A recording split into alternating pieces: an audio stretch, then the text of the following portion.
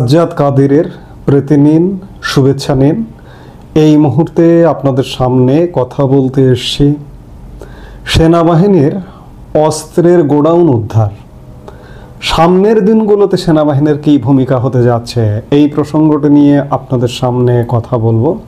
আপনারা ইতিমধ্যেই জানেন যে গতকাল রাজধানীর নিউ মার্কেট এলাকায় অভিযান চালিয়ে 11টি নয়, আগ্নেয়াস্ত্র নয়, এমন অস্ত্র 1100টি সামুরাই, চাপাতি সহ বিভিন্ন ধরনের ধারালো অস্ত্র উদ্ধার করেছে সেনাবাহিনী, যেগুলো কিশোর গ্যাং ও সন্ত্রাসীদের কাছে সরবরাহ করা হচ্ছে বলে জানিয়েছেন সেনা কর্মকর্তারা।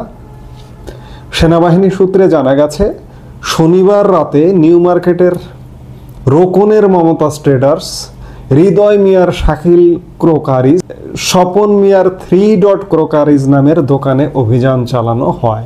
এ সময় বেশ কয়েকজনকে গ্রেপ্তার করা হয়। এই যে দোকানগুলোর নাম বলা হলো, এই দোকানগুলো রীতিমতো তাদের গোডাউনে স্টক করে তারা এগুলো বিক্রি করতেন এবং এগুলো সন্ত্রাসীদের হাতে চলে যেত। আমি শুরুতেই বলেছি অস্ত্রের গুদাম উদ্ধার, গোডাউন উদ্ধার। সেনাবাহিনী সুস্পষ্ট তথ্যের ভিত্তিতে অভিযান চালিয়ে সেসব দোকানের গোডাউনে অভিযান চালিয়েছে এবং চালিয়ে অনেককে গ্রেপ্তার করেছে। 9-10 জনকে গ্রেপ্তার পর্যন্ত করেছে। এই অস্ত্রগুলো রীতিমতো অনলাইনে পর্যন্ত ডেলিভারি দেওয়া হতো এবং দেদারসে বিক্রি হতো। সামুরাই মানে বুঝতে পেরেছেন, অনেক বড় বড় তলোয়ার, তরবারির মতো তরবারি, এগুলো বিক্রি হতো এবং এগুলো গত 1 বছরে রাজধানী ঢাকার রাস্তায় আপনারা ব্যবহার হতে দেখেছেন। সন্ত্রাসী কর্মকাণ্ডে এগুলো বিক্রি হয়। আজকে আগ্নেয়াস্ত্র নয় এমন অস্ত্র ধরা পড়েছে। আগ্নেয়াস্ত্রও বিক্রি হয়, লাইসেন্সবিহীন আগ্নেয়াস্ত্রও বিক্রি হয়। আমরা আশা করব সেনাবাহিনী তাদের সুস্পষ্ট সুনির্দিষ্ট তথ্যের ভিত্তিতে আগ্নেয়াস্ত্রের গোডাউনও উদ্ধার করবেন। সেই সাথে যুক্ত করব যে সেনাবাহিনী আজ থেকে 1 বছর আগে বাংলাদেশ সরকারের, বাংলাদেশ পুলিশের থানা লুট হয়েছে। থানা লুট হওয়া অস্ত্র এখনো পর্যন্ত বাহিরে আছে। 2 দিন আগে এমন একটি খবর পাওয়া গেল যে খিলগাঁও একটি মসজিদে অস্ত্রের মজুদ পাওয়া গেছে। খিলগাঁও থানার অস্ত্র লুট করে মসজিদে রাখা হয়েছিল। পরবর্তীতে বিভিন্ন মাধ্যম বলছে যে এটি গুজব না, সত্যি ঘটনা। সত্যি আমরা থানা লুট হওয়া অস্ত্রগুলো এখনো পর্যন্ত অনেক অস্ত্রগুলো সেনাবাহিনী উদ্ধার করবে। কেন উদ্ধার করবে? সেনাবাহিনীর গৌরব ফেরানোর জন্য। সেনাবাহিনীর গৌরব ফেরানো কেন বলছি? গত 1 বছরে সেনাবাহিনীর ভূমিকায় বাংলাদেশের মানুষ আসলে হতাশ। বিশেষ করে গোপালগঞ্জ ঘটনা পর থেকে সেনাবাহিনীর উপর পুরোপুরি মানুষ হতাশ। এমনকি সেনাবাহিনীর উপর হতাশ, সেনাবাহিনীও বিব্রত, সেনা কর্মকর্তারাও বিব্রত যে এই ধরনের কর্মকাণ্ডে জড়াতে পারে না সেনাবাহিনী এবং বিশেষ কোনো রাজনৈতিক দলকে পাহারা দিতে পারে না।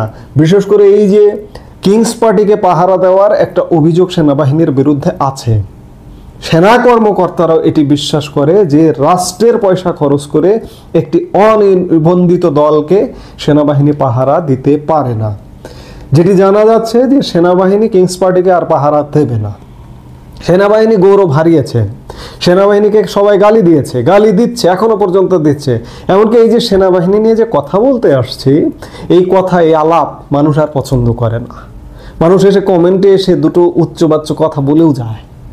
কিন্তু ভাই, যারা গালি দিচ্ছেন তাদেরকে একটু বলবো যে আপনি যদি আওয়ামী লীগ হয়ে থাকেন, আপনি সেনা সহায়তা ছাড়া, সেনা সমর্থন ছাড়া আজকে যে এই অবরুদ্ধ বাংলাদেশ, এই শ্বাসরুদ্ধকর বাংলাদেশ, এখান থেকে আপনি উদ্ধার হতে পারবেন না।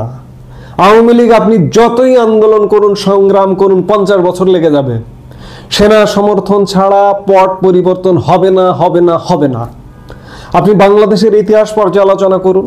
75-এ বঙ্গবন্ধু হত্যাকাণ্ড সেনা সমর্থনে, সেনাবাহিনীর বিপদগামী অবসরপ্রাপ্ত চাকরিরত বিপদগামী সদস্যের দ্বারা সেই সময়ের পট পরিবর্তন হয়েছিল। পরবর্তীতে জিয়াউর রহমান এসছে জিয়াউর রহমানের পট পরিবর্তন, সেই সময়ও সেনা হস্তক্ষেপ। পরবর্তীতে এরশাদের পতন 90-এ, সেনাবাহিনী যদি এরশাদের পেছন থেকে সমর্থন সরিয়ে না নিত, সেনা জেনারেলরা যদি এরশাদের পেছন থেকে সমর্থন উঠিয়ে না নিত, এরশাদকেও পতন ঘটানো যেত না।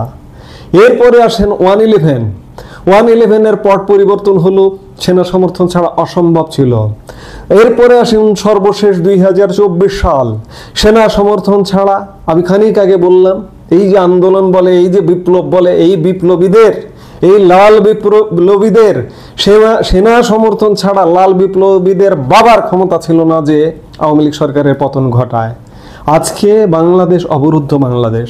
আপনি সেনাবাহিনীকে গালি দিতে পারেন, কিন্তু আলটিমেটলি দেশি বিদেশি সব প্রভাব নিয়ে আপনার সেনা সহায়তা মাস্ট লাগবেই, এর কোনো বিকল্প ওয়ে নেই।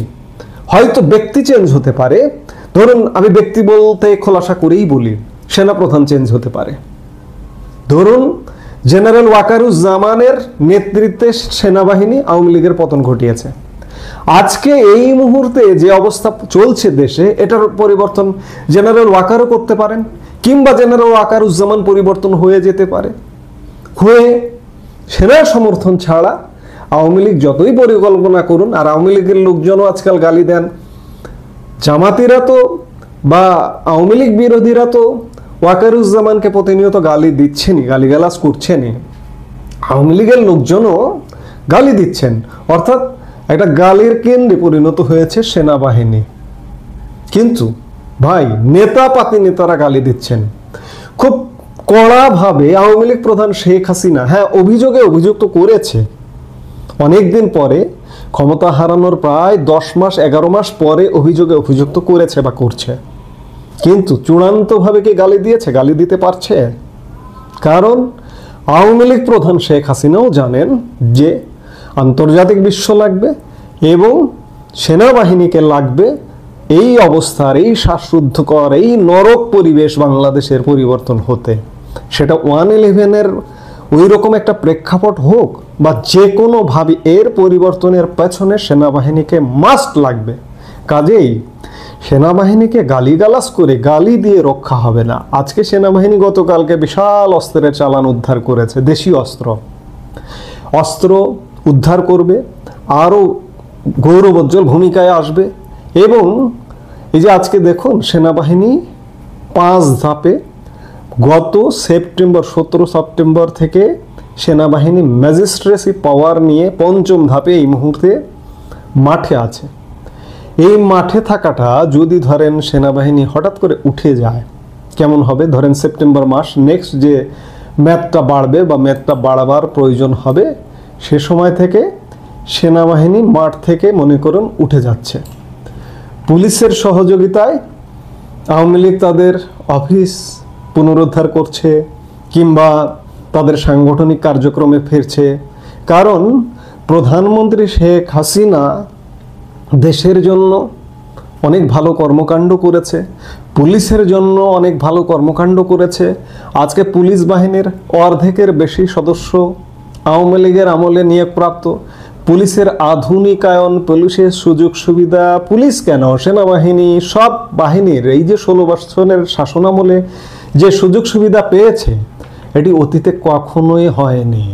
শুধু তাই নয়, পুলিশ ভাইদের বুকে ক্ষত আছে, হৃদয়ে রক্তক্ষরণ আছে, তাদের ভাই, তাদের বোনকে হত্যা করা হয়েছে। পুলিশকে ছেড়ে দেবে?